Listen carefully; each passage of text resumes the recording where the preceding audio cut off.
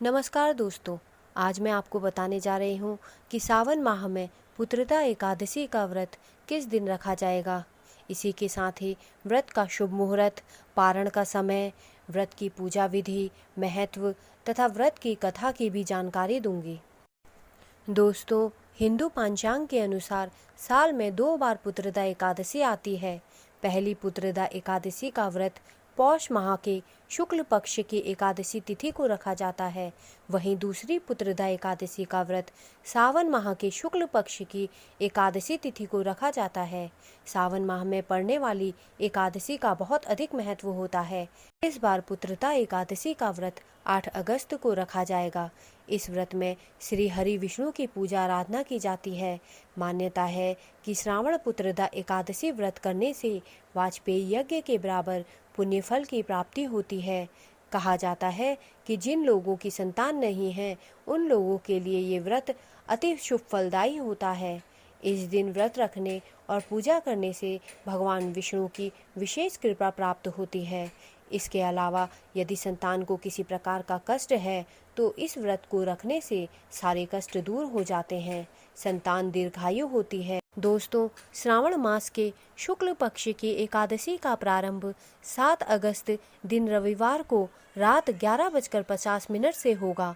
एकादशी तिथि का समापन 8 अगस्त दिन सोमवार को रात 9 बजे होगा।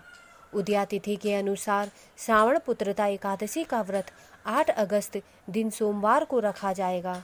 पुत्रदा एकादशी का पारण समय 9 अगस्त दिन मंगलवार को सुबह 5:46 से 8:26 तक रहेगा। दोस्तों, इस बार पुत्रदा एकादशी और सावन का चौथा सोमवार एक ही दिन पड़ रहा है। ज्योतिष शास्त्र के अनुसार इस दिन पद्म योग और रवि योग का खास संयोग बन रहा है।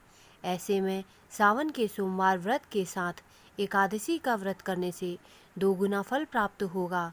साथ ही भगवान शिव और विष्णु जी की कृपा से संतान के सारे कष्ट दूर होंगे। साथ ही संतान सुख का लाभ भी प्राप्त होगा। वहीं पद्म योग में भगवान विष्णु की पूजा करने से पापों से मुक्ति मिल सकती है। धार्मिक मान्यताओं के अनुसार एकादशी तिथि भगवान विष्णु को समर्पित है। सावन मास की पुत्रदा एकादशी का व्रत संतान सुख के लिए रखा जाता है। इस दिन संतान सुख की इच्छा रखने वाले भगवान विष्णु की विधिवत उपासना करते हैं। मान्यता अनुसार पुत्रदा एकादशी के दिन ब्रह्म मुहूर्त में स्नान करके दूध में मिश्री मिलाकर पीपल की जड़ में अर्पित करने से संतान की प्राप्ति का योग बनता है। श्रावण पुत्रदा एकादशी की पूजन विधि इस प्रकार है। श्रावण पुत्रदा एकादशी का व्रत रखने वाले श्रद्धालुओं को व्रत से एक दिन पहले यानी दशमी तिथि पर रात्रि में सात्विक भोजन ग्रहण करना चाहिए। साथ ही उन्हें ब्रह्मचर्य का पालन भी करना चाहिए। एकादशी के दिन प्रातःकाल सुबह उठकर भगवान विष्णु का स्मरण करें और व्रत का संकल्प लें। इसके बाद स्नान आदि कार्यों से निवृत्त हो जाएं।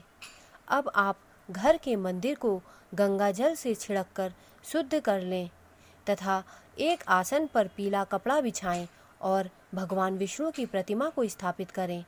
अब आप भगवान के समक्ष दीप जलाएं। दीप जलाने के बाद आप भगवान को अक्षत, धूप, तुलसी दल, तिल, फूल, पंचामृत, फल, कुमकुम, मिष्ठान समेत संपूर्ण पूजा सामग्री अर्पित करें। अब व्रत कथा को पढ़ें या सुनें। इसके बाद अंत में भगवान विष्णु की आरती उतारकर प्रसाद वितरण करें। अपनी क्षमता के अनुसार निर्जला व्रत भी रख सकते हैं और व्रत का पारण अगले दिन भगवान की पूजा पाठ और दान दक्षिणा देने के बाद ही करें। दोस्तों, यदि आप पुत्रदा एकादशी का व्रत कर रहे हैं तो दशमी की रात में शहद, चना, साग, मसूर की दाल और पान नहीं खाना चाहिए। एकादशी के दिन झूठ नहीं बोलना चाहिए और कटु शब्द भी नहीं बोलने चाहिए। मांस और शराब का सेवन भी नहीं करना चाहिए। एकादशी के दिन चावल और बैंगन भी नहीं खाने चाहिए। एकादशी और दशमी को किसी दूसरे के घर का खाना भी नहीं खाना चाहिए। व्रत में जुआ भी नहीं खेलना चाहिए। इन सभी बातों का पुत्रदा एकादशी के व्रत में विशेष ध्यान रखना चाहिए। दोस्तों, श्रावण मास की पुत्रदा एकादशी की व्रत कथा इस प्रकार है। द्वापर युग में महीजित नाम का राजा राज्य करता था, जो बड़ा ही शांति और धर्मप्रिय राजा था। लेकिन उसकी कोई भी संतान नहीं थी, जिस वजह से वह बहुत परेशान रहता था। राजा के शुभचिंतकों ने राजा की परेशानी महामुनि लोमेश को बताई, तो उन्होंने बताया कि राजन पूर्व जन्म में एक अत्याचारी वैश्य थे। वह एकादशी के दिन दोपहर के समय पानी पीने जलाशय पहुंचा, जहां उसने गर्मी से पीड़ित एक प्यासी गाय को पानी पीने से रोककर खुद पानी पीने लगा। राजा का ऐसा करना धर्म के अनुरूप नहीं था। अपने पूर्व जन्म के पुण्य कर्मों के फलस्वरूप वे इस जन्म में राजा तो बने, लेकिन उनके एक पाप के कारण वह संतान विहीन है।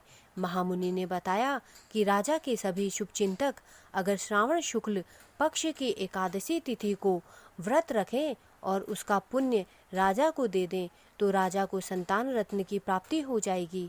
मुनि के निर्देशानुसार प्रजा के साथ साथ जब राजा ने भी यह व्रत किया, तो इस व्रत के पुण्य प्राप्ति से कुछ समय बाद राजा को एक तेजस्वी पुत्र की प्राप्ति हुई।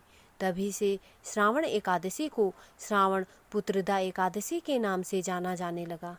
दोस्तों, मेरे द्वारा दी गई जानकारी अगर आपको अच्छी लगी हो तो कृपया मेरे चैनल को सब्सक्राइब करें तथा मेरे वीडियोस को लाइक करें। धन्यवाद।